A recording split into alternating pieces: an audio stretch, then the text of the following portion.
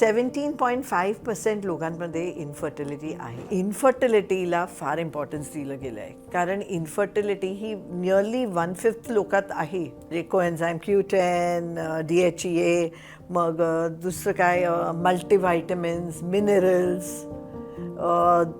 हे सगळ्या वस्तू आम्ही IVF मध्ये देतो. Steam sauna is not good for the main. Egg freezing म्हणजे तीच स्त्रीबीज वापरायला पाहिजे असं नाही. आता सपोजिंग एखाद्या मुलीने फ्रीज केलं माझ्याकडे आणि तिचं लग्न झालं 2 वर्षात, तर ती नॅचरली पण प्रेग्नंट होऊ शकते. हे फक्त एक इन्शुरन्स पॉलिसी असते. जर मुलगी 28 वर्षाची असली तर ओव्हरी 40 वर्षाची असते. म्हणजे हे कसं? ओव्हेरियन एजिंग म्हणतात. लग्न झाल्यानंतर प्रयत्न जर केला 1 वर्षात आणि नाही झालं तर ताबडतोब तुम्ही IVF कडे जाऊ शकता. नमस्कार, मी हर्षदा परब. आजच्या हेल्दी टॉक या पॉडकास्टमध्ये आपल्या सगळ्यांचं स्वागत आहे. आज एक वेगळाच विषय घेऊन आलेलो आहोत. आई व्हायला सर्वांना आवडतं, पण आई होण्यात काही जणांच्या अडचणी भरपूर असतात आणि त्या वेगवेगळ्या कारणांमुळे असतात. आणि मग अशा पद्धतीनं जेव्हा या अडचणी येतात तेव्हा लोक वेगवेगळे पर्याय स्वीकारतात. त्यातला एक महत्त्वाचा आणि सगळ्यात कठीण असा पर्याय असल्याचं म्हटलं जातं ते म्हणजे IVF. तो कठीण का हे आज आपण समजून घेणार आहोत. तो पर्याय चांगला का हे सुद्धा आपण समजून घेणार आहोत.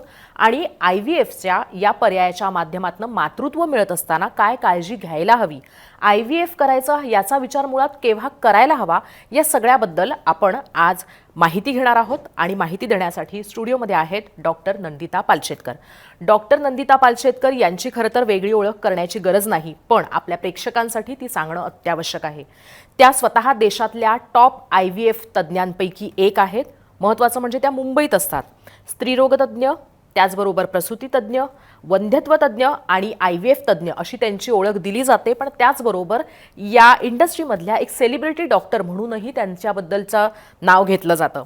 32 वर्षांपासून IVF स्पेशालिस्ट म्हणून त्यांचं काम आहे. आणि महत्त्वाचं येते म्हणजे की त्या MUHS सारख्या ठिकाणी सुद्धा या संदर्भातलं रिप्रोडक्टिव्ह मेडिसिनच्या बद्दलचं प्रशिक्षण देत असतात. डॉक्टर फॉक्सीच्या इंटरनॅशनल ब्रँचच्या हेड आहेत.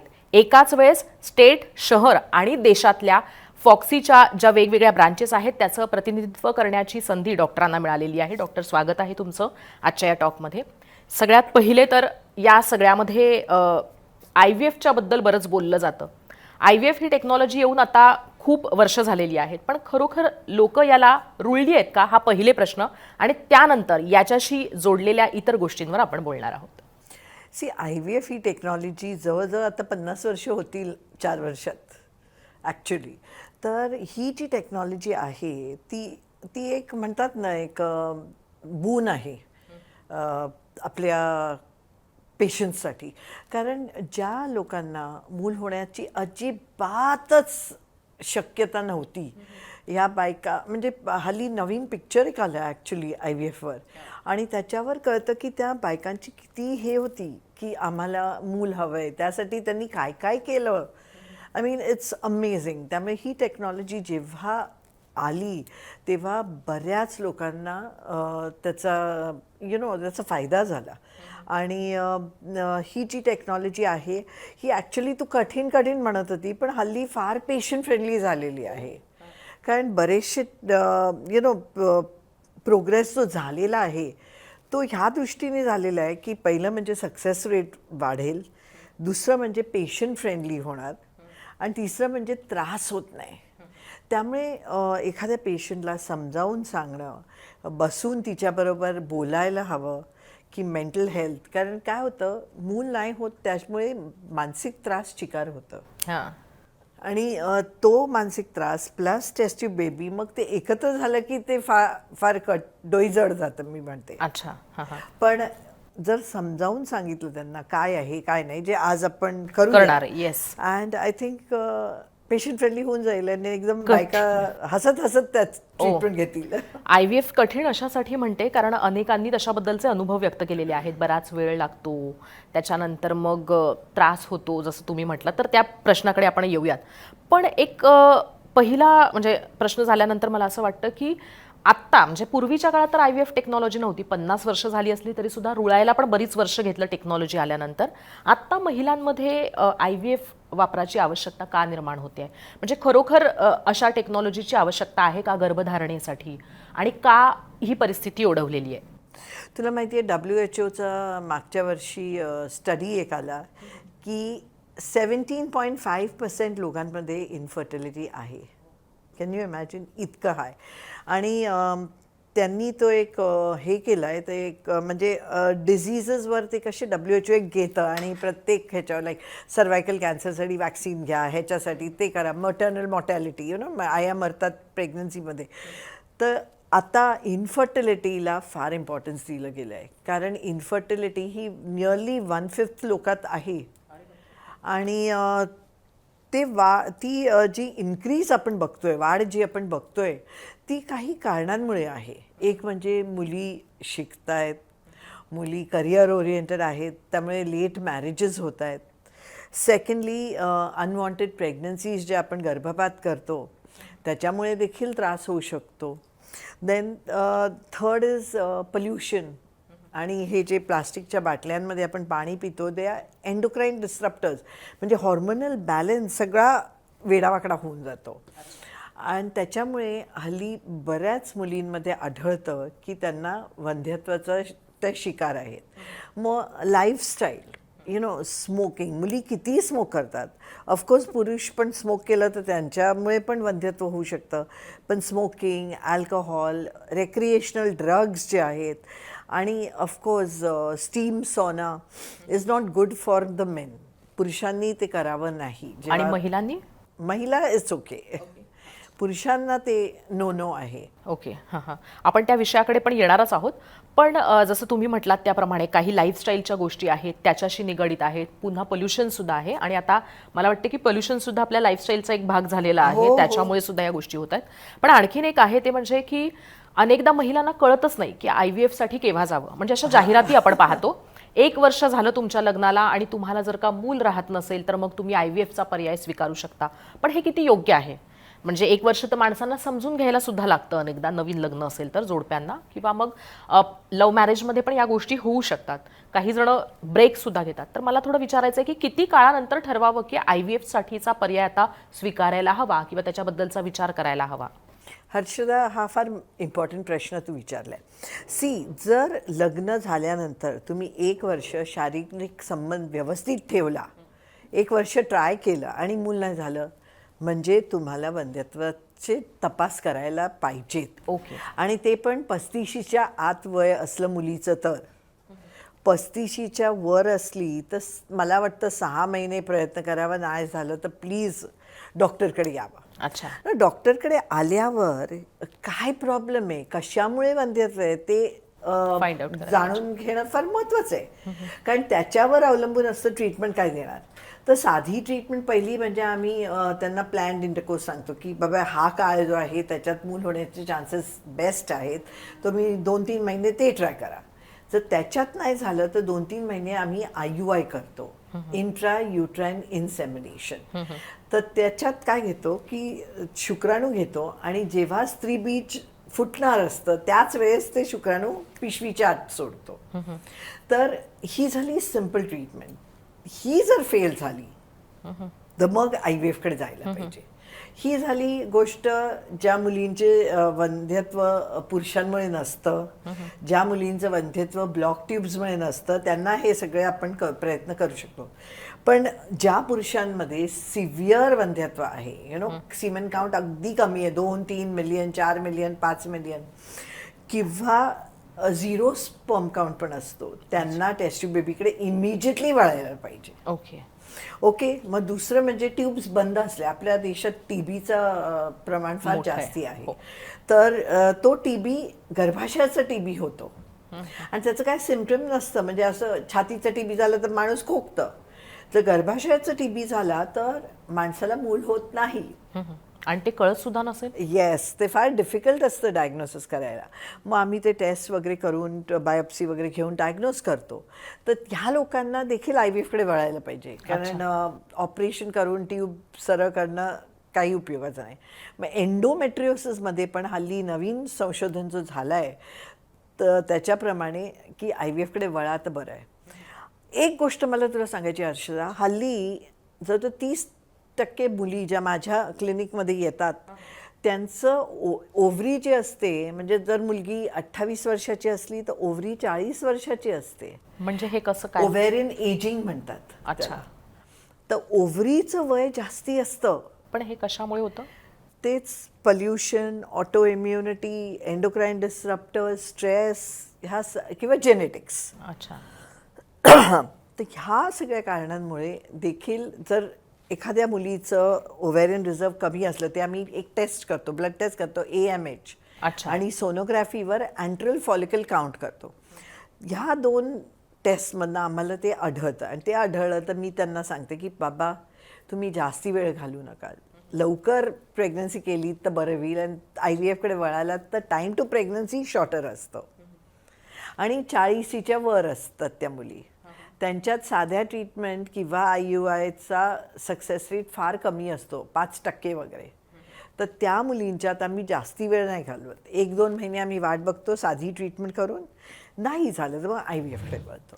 मला तुम्हाला हा प्रश्न विचारायचा आहे ते म्हणजे जसं तुम्ही उल्लेख केलात त्याप्रमाणे लग्नाचं वय वाढतं ही गोष्ट खरी आहे, पण काही अशी पण कपल्स आहेत की ज्यांच्यामध्ये लवकर लग्न झालेलं आहे पण तरीसुद्धा मूल राहत नाही आहे, तर मग अशांनी IVFचा पर्याय स्वीकारावा का? आणि किती वर्षांपर्यंत वाट पाहावी, म्हणजे वयाच्या किती वर्षापर्यंत वाट पाहावी की नॅचरली आपल्याला बाळ होईल? वय हे फार महत्त्वाचं आहे. त्यामुळे असं नाही की तुम्ही 30 वर्षापर्यंत वाट पहा. लग्न झाल्यानंतर प्रयत्न जर केला 1 वर्षात आणि नाही झालं तर ताबडतोब तुम्ही IVFकडे जाऊ शकता. अच्छा. कारण काय माहिती आहे, जेवढी कमी वर्ष होती लग्नानंतर तेवढे IVFचे सक्सेस रेट जास्ती असतात. मी तर म्हणजे प्रत्येक जणांना सांगते की 28च्या आत एक मूल झालेलं बरं असतं, मग हे सगळे प्रॉब्लेम्स कमी होतात मुलींना. पण आताच काय असतं की मुली करिअर एज्युकेशनमध्ये किंवा तिला तिचा राजकुमार मिळालेला नाही किंवा करिअर आहे, लग्न पण सेटल व्हायचंय, घर घ्यायचंय, हे करायचंय ते करायचंय before you have a child. तर त्याच्यामुळे जो प्रॉब्लेम येऊ शकतो तो आपण टेक्नॉलॉजीने मात करू शकतो. म्हणजे हल्ली नवीन टेक्नॉलॉजी आम्ही यूज करतो ते एग फ्रीजिंग. हां. म्हणजे ज्या मुलींना लवकर बाळ नको असतं किंवा त्यांना नवरा इतक्यात अजून पसंत किंवा नसेल लग्नानंतरही अनेक वर्षानंतर. पडलेला नसेल पसंत किंवा थांबायचं असेल तर त्या एग फ्रीजिंग करू शकतात. श्रीबीज आणून एग बँकेत आम्ही फ्रीज करून ठेवतो ते. आणि माझी पेशंट जी आहे मिसेस डायना हेडन, ती मिस वर्ल्ड होती, तिला 3 बाळं झालेली आहेत आफ्टर द एज ऑफ 40. हां. आणि तिने अंडी आमच्याकडे फ्रीज केली 34 वर्षाची असताना. अच्छा. म्हणजे जवळजवळ 6 वर्षानंतर तिला मुलं झाली हां. आणि 3 मुलं झाली त्या हो, स्त्रीबीजातून. अगदी म्हणजे चर्चेत राहिलेला हा विषय होता त्यावेळेस आणि त्याच्यानंतर लोकांना एग फ्रीजिंगबद्दल जास्त कळलं होतं. पण हा प्रश्न आपण घेऊयातच, म्हणजे आत्ता आलाच आहे तर तेव्हाच बोलून घेऊयात. मला असं वाटतं एग फ्रीजिंग करण्याचा निर्णय सुद्धा पुन्हा वयाच्या नुसार घ्यायला हवा का? तो कुठल्या वयात घ्यायला हवा? आणि एग फ्रीज करत असताना किंवा त्याच्याबद्दलचा निर्णय घेत असताना आपल्याला काही टेस्टिंग्स कराव्या लागतात का? आणि कशा पद्धतीने ठरवावं, कसं जावं, म्हणजे ह्याची सुरुवात कशीपासून करावी? परवा माझ्याकडे एक 25 वर्षाचं जोडपं आलं. अच्छा. आणि त्या मुलात इतका प्रॉब्लेम होता की त्यांना IVFकडे इमिजिएटली वळायला लागलं. त्यामुळे वय हे इम्पॉर्टंट आहे, पण वय हे असं हे नाही आहे, मार्कर नाही आहे. अच्छा. की 35 वर्ष झालं तरच एग फ्रीजिंग करा. एग फ्रीजिंग तुम्ही जितक्या लवकर कराल तितकं क्वालिटी चांगली असते. तर नॉर्मली आम्ही प्रमोट करतो बिटवीन 28 to 35.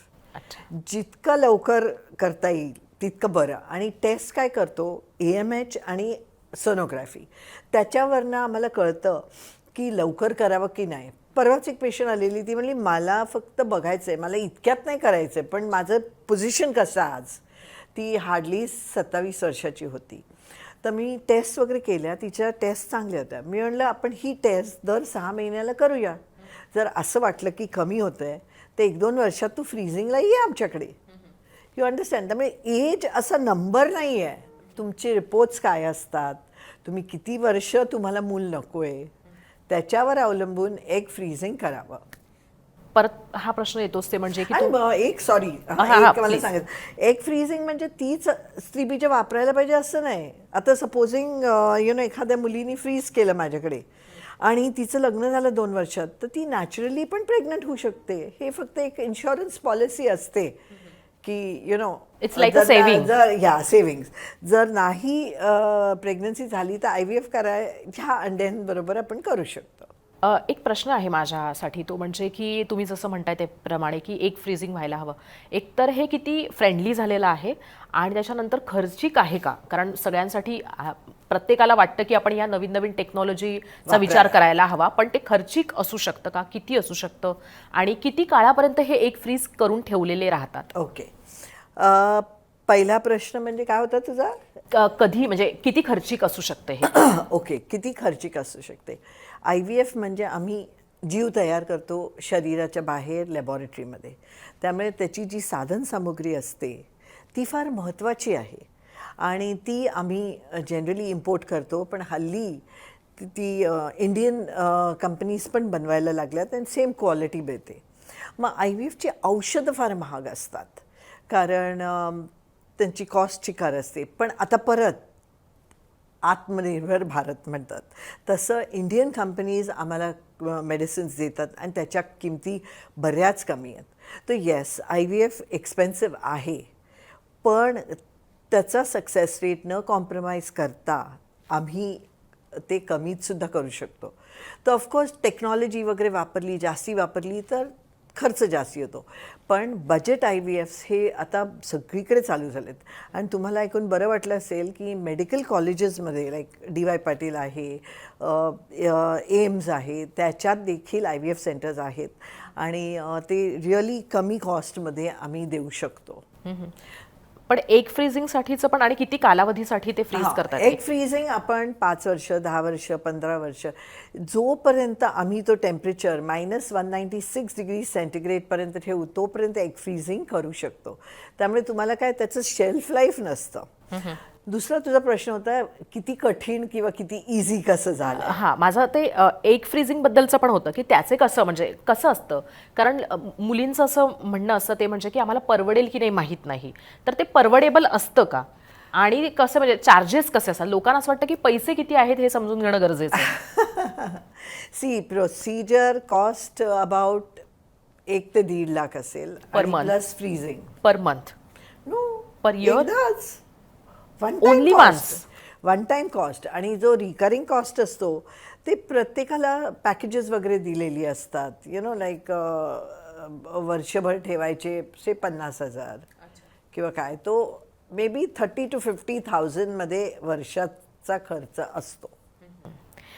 तुम्ही आणखीन जसं म्हणताय तसं एक थोडासा मला प्रश्न येते म्हणजे की जसं आता तुम्ही म्हटलात की त्याला काही हे नसतं म्हणजे एज बार नसतो, तर तशाच पद्धतीनं तुम्ही हेही म्हटलात की मग आणखीन कितीही वर्ष ते आपण ठेवू शकतो. पण आयडियली किती ठेवलेलं असलं पाहिजे?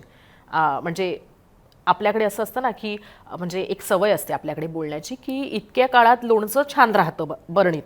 तसं तर काय नाही नाही नाही, याला. तसं तशा पद्धतीने जिथे विचार काय आहे ना, आजी किंवा घरातल्यांना कन्व्हिन्स करण्यासाठीचा हा एक प्रश्न नाही, असतो तेव्हा. जितकं लवकर वापरता येईल तितकं तुम्हाला बरं, कारण तुमची बॉडी ते प्रेग्नन्सी झेलणार आहे. बरोबर आहे. हां, नाहीतर त्याच्यावर असं शेल्फ लाईफ काही नसतं. कधी पण करू शकता. अच्छा. 50च्या आत करावं लागतं. ओके. कारण आपल्या देशात 50 कट ऑफ आहे बायकांना. 50च्या वर तुम्ही नाही करू शकत IVF भारत. बरोबर आहे. शारीरिक आपली ज्या गोष्टी आहेत त्या सुद्धा बदलत गेलेल्या असतात. त्या दृष्टीने हो. आपल्याला पुढचे बरेच विचार करावे लागतात. एक असा प्रश्न आहे ते म्हणजे की IVFच्या पर्याय स्वीकारण्याच्या आधी कुठल्या गोष्टी लक्षात घ्यायला हव्यात? म्हणजे पैसे, कालावधी, शारीरिक क्षमता, त्याचबरोबर तुम्ही मी जसं म्हणते 5 पिलर्स आहेत. एक म्हणजे जेवण, खाणं पौष्टिक असायला पाहिजे. अच्छा. हेल्दी फूड, फ्राईड फूड, मैदा वगैरे इफ यू कॅन अवॉइड. मी असं नाही बोलत की कम्प्लिटली स्टॉप करा, पण कमी करू शकता. अच्छा. मग एक्सरसाइज करायलाच हवं. एक्सरसाइजनी बॉडीमध्ये जे एन्डॉर्फिन्स वगैरे रिलीज होतात ते चांगले सबस्टन्सेस असतात. It gives happiness. Third is good sleep. रात्री 10 वाजता झोपून सकाळी उठा. 8 तास तरी झोप आली पाहिजे. Fourth is mental health. Mental health is very very important.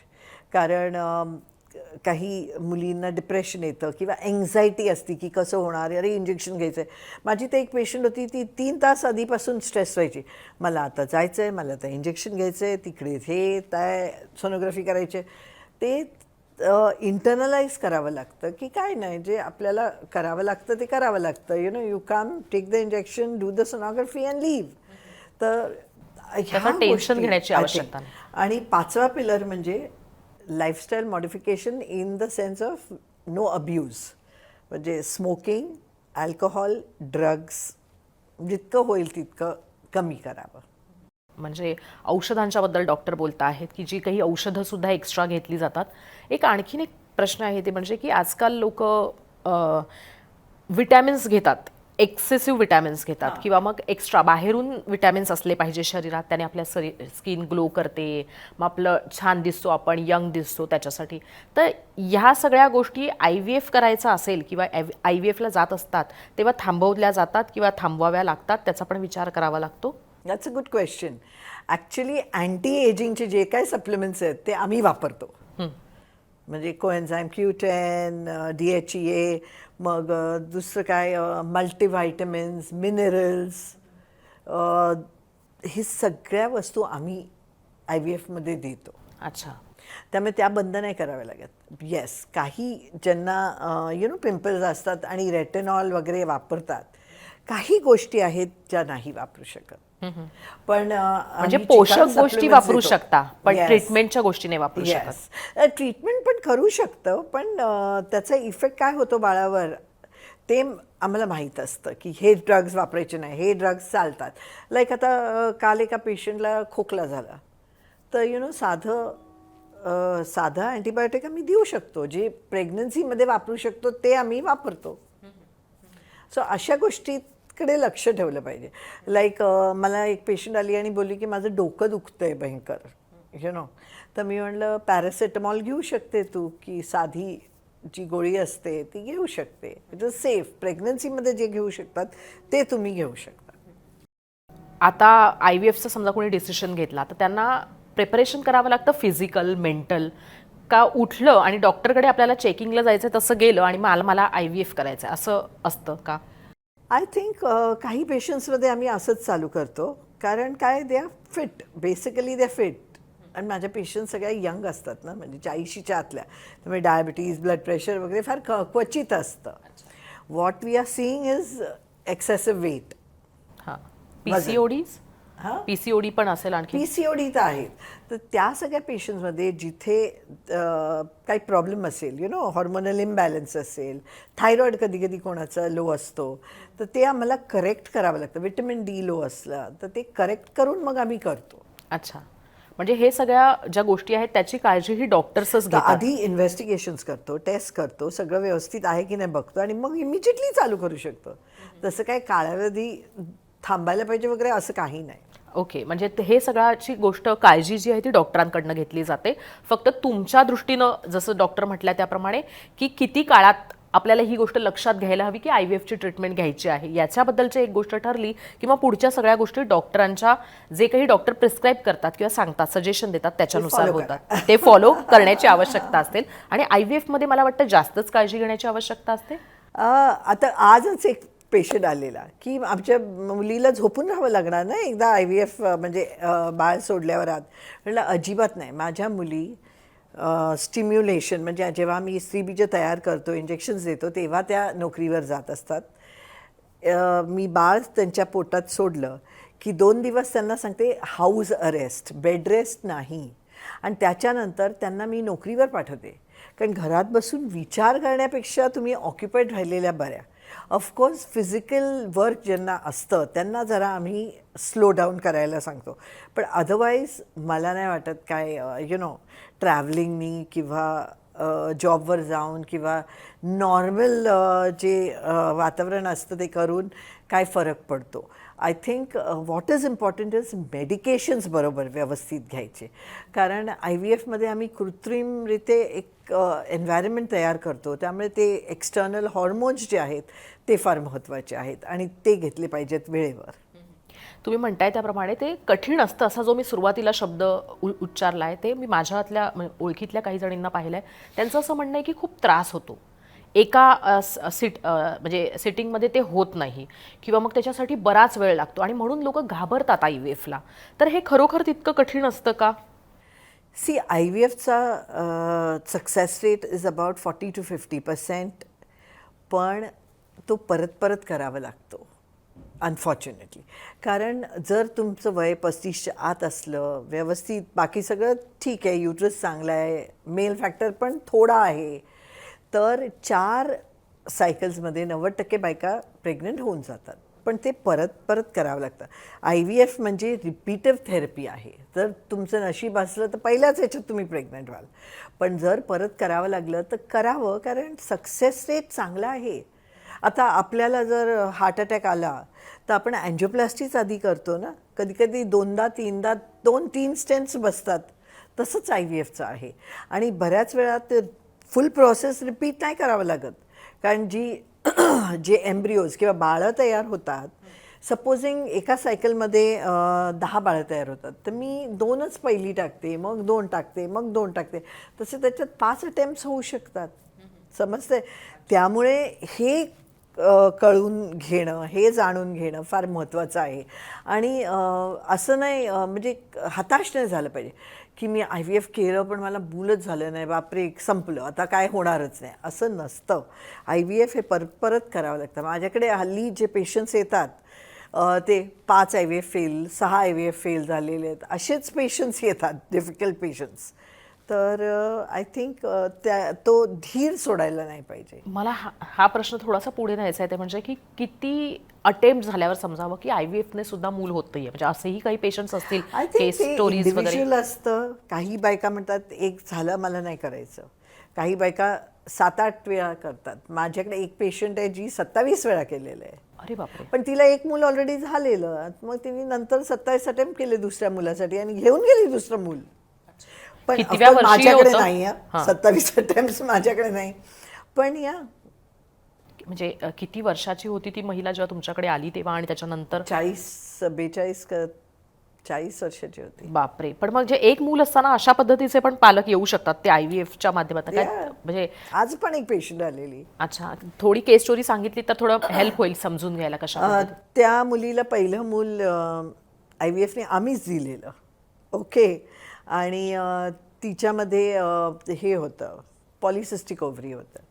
आणि पॉलिसिस्टिक ओव्हरीमध्ये पेशंट नॉर्मली स्वतः कन्सीव्ह करतात दुसरं बाळ. तर आम्ही तिला सांगितलं don't worry, you will conceive again. पण नाही झालं, कारण तिचं वजन फार वाढलेलं होतं वगैरे.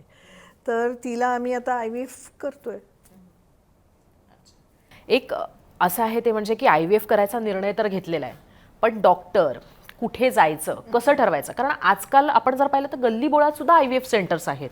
तर त्यामुळे भीती पण वाटते. चांगली गोष्ट आहे की अशा म्हणजे सहज पद्धतीने गोष्टी अवेलेबल आहेत, पण खात्रीशीर पद्धतीनं तीच ट्रीटमेंट दिली जाईल आणि आपण म्हणजे एक आपण म्हणतो ना की योग्य पद्धतीने या सगळ्या गोष्टी केल्या जाईल, हे कसं ओळखावं? कसा डॉक्टर निवडावा, कशी संस्था निवडावी? आय थिंक ट्रीटमेंटमध्ये ट्रान्सपेरन्सी असणं फार महत्त्वाचं आहे. परत लाईक आता मी 32 वर्ष काम करते, एक्सपिरियन्स एक गोष्ट असते. मग दुसरी गोष्ट म्हणजे माझी लॅबॉरेटरी पण टॉप लाईन असायला हवी, जिथे प्रेग्नन्सी रेट्स चांगले आहेत. आणि जनरली आमचे पेशंट्स वर्ड बाय माउथने येतात की अरे मी प्रेग्नंट झाले, आता मी माझ्या मैत्रिणीला पाठवते, पण मॅडम सांगू नका मी IVF केलं म्हणून, वर्ड बाय माउथ. आणि मला वाटतं की दुसरी गोष्ट म्हणजे एक कनेक्ट आला पाहिजे त्या डॉक्टरबरोबर. आय थिंक विश्वास हा फार महत्त्वाचा आहे. तर तुम्हाला तिकडे जाऊन असं वाटलं पाहिजे की विश्वासाने की ही डॉक्टर माझ्यासाठी जीवातोड प्रयत्न करणार.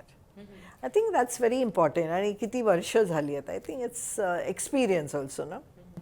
अनेकदा ह्या IVFसाठी म्हणजे असं असतं की आणि काय मी तुला सांगते, काही पेशंट्स घराजवळ जातात आणि मग फेल होऊन 2-3, मी तुला बोलले ना 3-4 सायकल फेल झालेल्या माझ्याकडे येतात.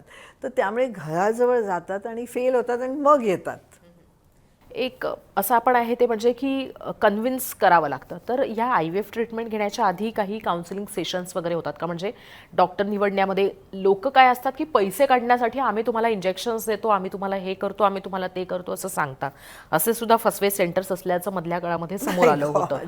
तर त्यामुळे हा प्रश्न आहे की कशा पद्धतीने याची सगळ्याची सुरुवात होते. पेशंट आल्यानंतर त्यांचं काउन्सिलिंग केलं जातं. टेस्ट तर तुम्ही उल्लेख केलेलाच आहे, पण ही प्रोसेस कशी असते म्हणजे स्टेप बाय स्टेप? आता जर एक दाम्पत्य माझ्याकडे आलं, काही ते कुठेही गेलेले नाही आहेत, फ्रेश आहेत, वर्षभर ट्राय केले पण मूल नाही झालेलं, तर मग पहिलं मी तिचे ब्लड टेस्ट करणार, म्हणजे हॉर्मोन्स चेक करणार, मग AMH, एक सोनोग्राफी करणार आणि पुरुषाचं सीमेन टेस्ट करणार, वीर्याचा तपास करणार. त्याच्याप्रमाणे असं आढळून येतं की त्यांना IVF करायचं आहे. मग त्यांना काउन्सिलिंग केलं जातं की बाबा IVF म्हणजे काय, कसा हा प्रोसेस आहे, लॉजिस्टिक्स काय आहेत, की तुम्हाला किती वेळा क्लिनिकवर यावं लागेल, की 2-3 वेळा क्लिनिकवर यावं लागतं, 4 सोनोग्राफीज होतात आणि इंजेक्शन्स, औषधं हल्ली घरी घेऊ शकतात, त्यामुळे परत परत यायची गरज नाही. आणि प्रत्येक म्हणजे सपोजिंग माझ्या IVF सेंटरमध्ये वेगवेगळे जागा आहेत जिथे मी सोनोग्राफी करू शकते. मग तुम्ही तुमच्या घराजवळची जागा सिलेक्ट करून तिकडे सोनोग्राफी करू शकता आणि फोन. आणि हल्ली कोविडमुळे video call, zoom calls, online पद्धतीने कनेक्ट ते राहणं. कन्सल्टिंग करायला तयार होतात. त्यामुळे त्यांच्या घराच्या एन्व्हायरमेंटमध्ये they can actually talk to us. पहिली व्हिजिट पर्सनल असली तर बरं असतं, म्हणजे that is a visit where I get to know the patient, patient gets to know me, you know. ती महत्त्वाची आहे की कनेक्टसाठी पण फायदा होतो त्याचा. एक ओळख होते. आणि त्याच्यानंतर आता यु नो लाईक पेशंट्स पुण्याहून येतात, कोल्हापूरहून येतात, भरपूर सगळी अख्ख्या जगावरनं. आत्ता मी एक हे केलं, जी सिंगापूरची पेशंट होती, यु नो, इथे यायच्या आधी मी व्हिडिओ कॉल केला, तर त्यांच्याबरोबर आम्ही व्हिडिओ कॉल करतो एकदा भेटल्यावर. एक असं पण आहे ते म्हणजे की IVF ट्रीटमेंट घेतल्यानंतर पेशंटना असं वाटतं की आपलं बाळ बरोबर होईल की नाही, म्हणजे घरातल्यांना पण कन्व्हिन्स करण्याचा एक भाग असतो. म्हणजे ते असं ना की तुम्ही विकतचं आणताय असा एक तो समज, म्हणजे आता ज्यांना जे तरुण आहेत त्यांना या गोष्टी माहीत आहेत, पण जे कुटुंबातले इतर वृद्ध आहेत तर त्यांचं पण काउन्सिलिंग किंवा अशा पद्धतीनं त्यांना समजवलं जातं का, त्यांचे असे प्रश्न असतात का? जे लोक आमच्यापर्यंत पोचतात, म्हणजे बरेचसे यु नो सासरे येतात, सासू येते, आई येते, यु नो, वडील येतात, भाऊ येतात, काल तर भाऊ आलेला. So it's really nice. जेव्हा ते येतात तेव्हा आम्ही काउन्सिलिंग करतो आणि हे सगळे जे ह्या सगळ्या मिथ्स आहेत त्या आम्ही बस्ट करतो की IVFचं मूल व्यवस्थित नसतं. नाही, IVFचं मूल आणि नॅचरल कन्सेप्शन मूलमध्ये 2% चान्स असतं. म्हणजे तुझ्या आईने जेव्हा तुझा जन्म दिला तेव्हा 2% चान्स होता की तुझ्यात काहीतरी व्यंग येणार. IVFमध्ये 2.7% आहे. तर it is not, it's acceptable आणि FDA अप्रूव्ड आहे हे थेरपी. त्यामुळे you don't have to worry about it. तर ते समजावणं फार इम्पॉर्टंट. माझ्याकडे जे पेशंट्स ऑलरेडी मुलं झालेली आहेत ते येतात आणि म्हणतात आमचं मूल इतकं हुशार आहे, इतकं हुशार आहे, you know. So you don't have to worry about anything. एक आणखीन प्रश्न येते म्हणजे की जेव्हा IVF ट्रीटमेंट घेतली तर म्हणजे बाळ झालं की मग महिलांना असं वाटतं की आता मला जेव्हा दुसरा चान्स घ्यायचा असेल तेव्हा ते मला नॅचरली होईल की नाही, तर असे विचार करणारे पण ऑफकोर्स येत असतील. प्रत्येक पेशंट पण ते शक्य आहे का? म्हणजे ज्यांना 1च्या वर मूल पाहिजे असतं ते quite a lot of people are की आम्हाला एकच बाळ पाहिजे. पण या काय असतं ना, बरेचसे प्रॉब्लेम जे असतात, थायरॉईडचा problem, PCOD problem, you know, endometriosis problem, ह्या प्रॉब्लेम्समध्ये कधी कधी एक बाळ झाल्यावर दुसरं नॅचरली होऊ शकतं.